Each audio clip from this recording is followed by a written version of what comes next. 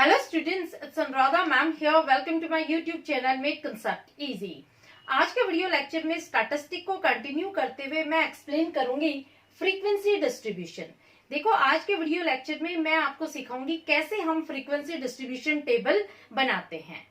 Frequency distribution में दो words हैं। डिस्ट्रीब्यूशन का मतलब आपको पता है किसी चीज को बांटना, डिस्ट्रीब्यूशन का मतलब होता है बंटवारा। लेकिन फ्रीक्वेंसी का मतलब क्या होता है?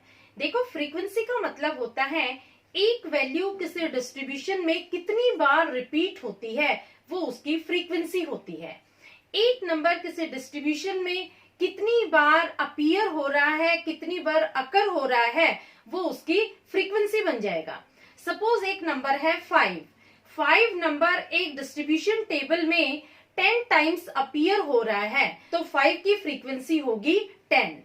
आपको यही देखना है कि एक नंबर जो बार बार रिपीट होता है वो उस नंबर की फ्रीक्वेंसी बन जाता है। तो फ्रीक्वेंसी डिस्ट्रीब्यूशन का मतलब क्या होता है? फ्रीक्वेंसी डिस्ट्रीब्यूशन एक ऐसा मेथड है जिसमें हम रॉ डाटा को, अनग्रुप्ड डाटा को ऐसे प्रेजेंट करते हैं कि कोई भी पर्सन इजीली अंडरस्टैंड कर लेता है उन सारी इंफॉर्मेशंस को जो उस रॉ डाटा में कंटेन्ड है। तो देखो, फ्रीक्वेंसी डिस्ट्रीब्यूशन दो तरह का होता है। एक होता है डिस्क्रीट सीरीज, दूसरा होता है कंटिन्यूअस सीरीज। डिस्क्रीट सीरीज को हम अनग्रुप्ड फ्रीक्वेंसी डिस्ट्रीब्यूशन बोलते हैं और कंटिन्यूअस सीरीज को हम ग्रुप्ड फ्रीक्वेंसी डिस्ट्रीब्यूशन बोलते हैं।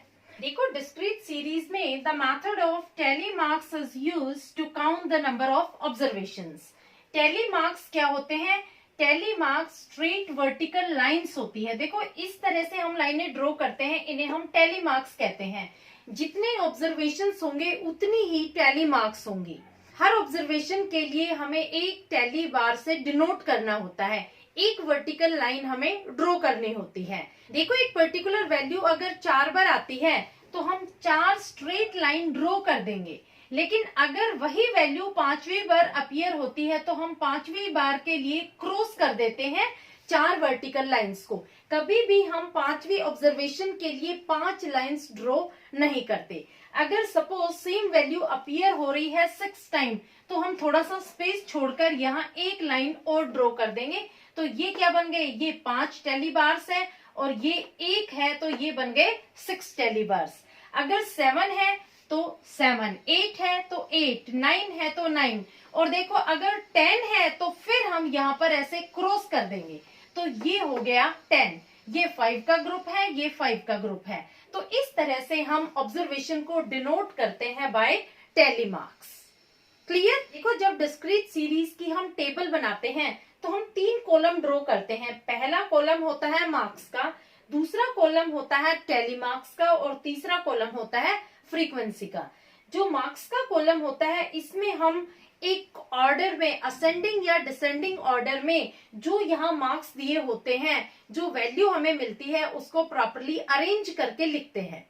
इसके बाद हम टैली मार्क्स लगाते हैं कि कौन सा नंबर कितनी टाइम अपीयर हो रहा है वो हम टैली मार्क्स के थ्रू डिनोट करते हैं और उसके बाद हम उसकी फ्रीक्वेंसी लिखते हैं। जो टैली मार्क्स होते हैं उनको काउंट करके, ऐड करके हम वहां पर फ्रीक्वेंसी लिखते हैं।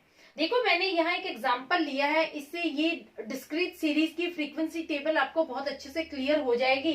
Represent the marks of 28 students of class 12th in the form of discrete frequency distribution.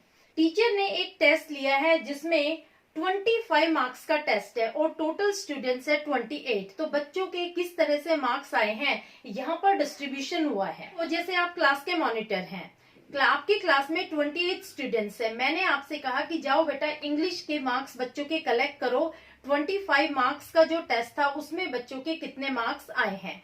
तो आप क्लास में जाते हैं, क्लास में बच्चों से आप रैंडमली मार्क्स कलेक्ट करते हैं। जैसे पहले बच्चे के 10 मार्क्स आए तो आपने 10 लिख लिए, फिर आपने 20 मार्क्स दूसरे बच्चे के लिख लिए। इस तरह से आपने 28 स्टूडेंट्स के मार्क्स ऐसे लिख लिए। देखो, आपने ये मार्क्स एक डायरी में नोट किए हैं, तो क्या आप इसी तरीके से मेरे सामने ये रिप्रेजेंट कर देंगे 28 स्टूडेंट के मार्क्स? नहीं, क्योंकि अगर आप इस अनग्रुप्ड डाटा को, इस रो डाटा को, इस अनसिस्टमैटिक मार्क्स को मेरे सामने प्रेजेंट करते हैं तो आपका इंप्रेशन बहुत गंदा बनता है। मैं सोचती हूँ कैसे मैं इन मार्क्स को देखूं, क्योंकि आपने जो मार्क्स कलेक्ट किए थे वो रैंडमली कलेक्ट किए थे।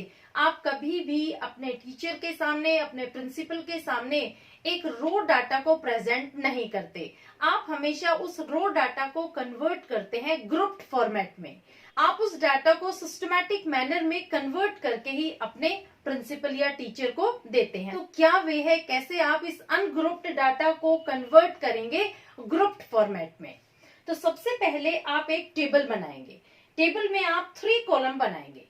3 कॉलम में आप पहला कॉलम बनाएंगे मार्क्स का, दूसरा टैली बार्स का और तीसरा फ्रीक्वेंसी का।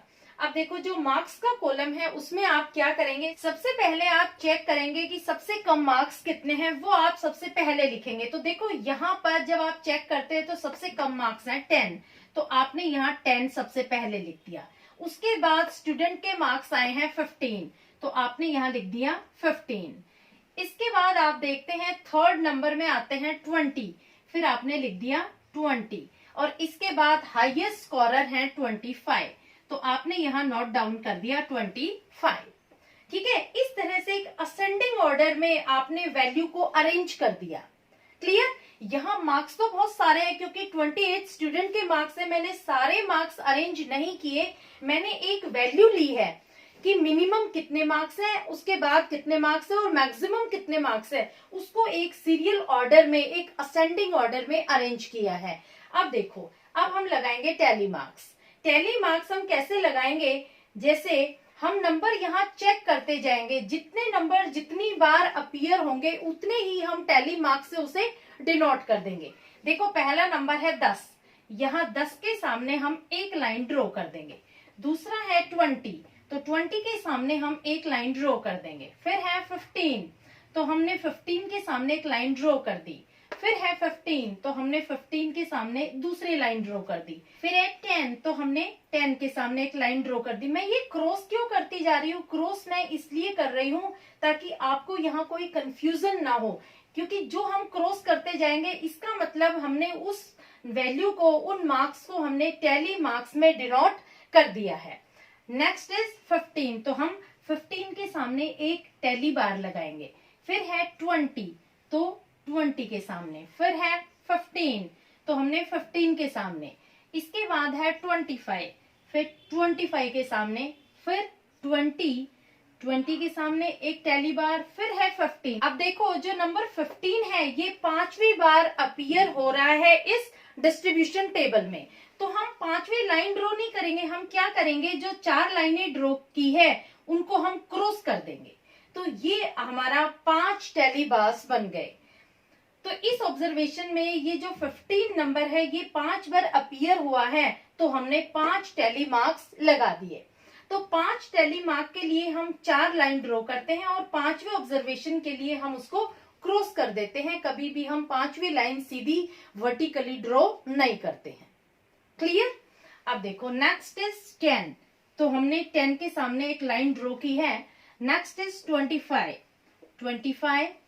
फिर 20। अब देखो, 4 लाइन 20 की हो चुकी हैं। अगर 5वां ऑब्जर्वेशन भी 20 नंबर में आता है तो हम इसको क्रॉस कर देंगे, अगर नहीं आता है तो कोई बात नहीं। लेकिन अगर 5वां नंबर 20 आता है ऑब्जर्वेशन लिस्ट में तो हमें क्रॉस करना पड़ेगा। अब देखो 15, अब देखो जो 15 नंबर है ये 6th टाइम अपीयर हो रहा है, तो हम थोड़ा सा स्पेस छोड़ करके एक वर्टिकल लाइन ड्रॉ कर देंगे। अब देखो 5 तो ये है, एक ये, तो ये टोटल हो गए 6 टैली मार्क्स। क्लियर? 6 इस तरह से डिनोट करते हैं। 5 का एक ग्रुप बनाएंगे, उसके बाद थोड़ा स्पेस छोड़ेंगे और फिर एक वर्टिकल लाइन ड्रॉ करेंगे 6 के लिए। क्लियर? अब है 25, तो 25 यहाँ, फिर है 10, तो 10 यहाँ, फिर है 25, तो हमने 25 के लिए एक टैली बार और ड्रॉ कर दिया है। फिर है 15 यहाँ। नेक्स्ट इज 20 देखो 4 बार अपीयर हो चुका है। अब 5वीं के लिए हम क्रॉस कर देंगे। ठीक है? इसके बाद है 10 को भी हम क्रॉस करेंगे क्योंकि ये 4 टाइम ऑलरेडी अपीयर हो चुका है। नेक्स्ट इज 20 के लिए हम थोड़ा स्पेस छोड़ करके यहाँ एक टैली बार लगाएंगे।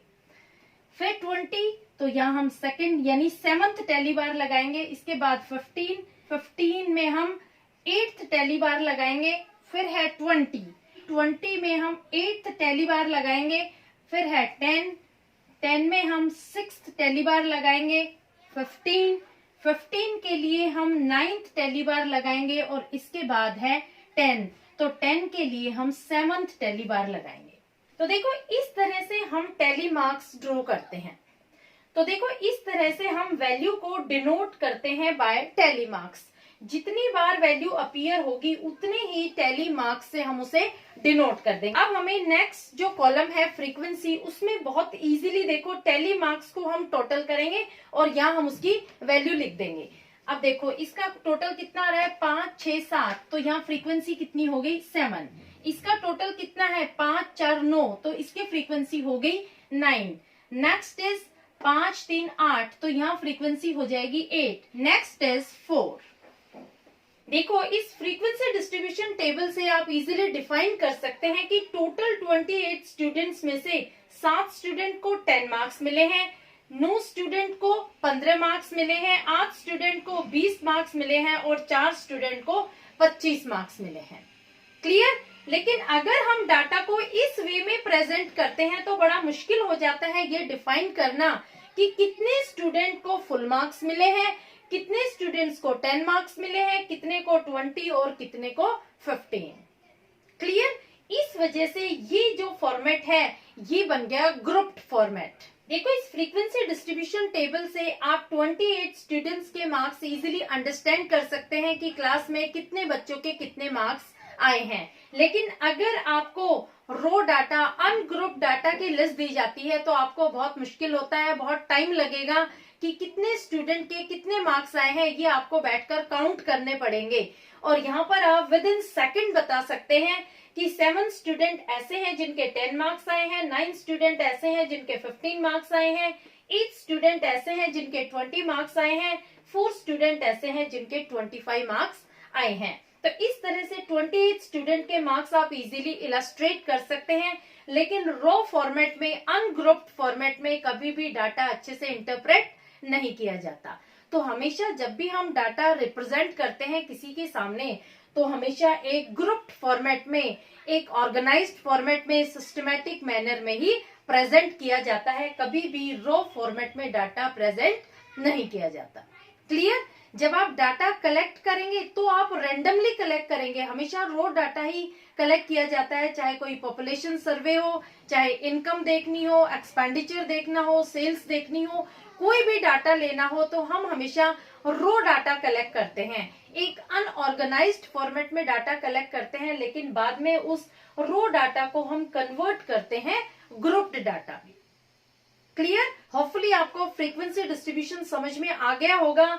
आज मैंने आपको डिस्क्रीट सीरीज समझाई है। नेक्स्ट वीडियो लेक्चर में मैं आपको समझाऊंगी continuous series. Please like it, subscribe it and share it to your friends. Okay, thank you.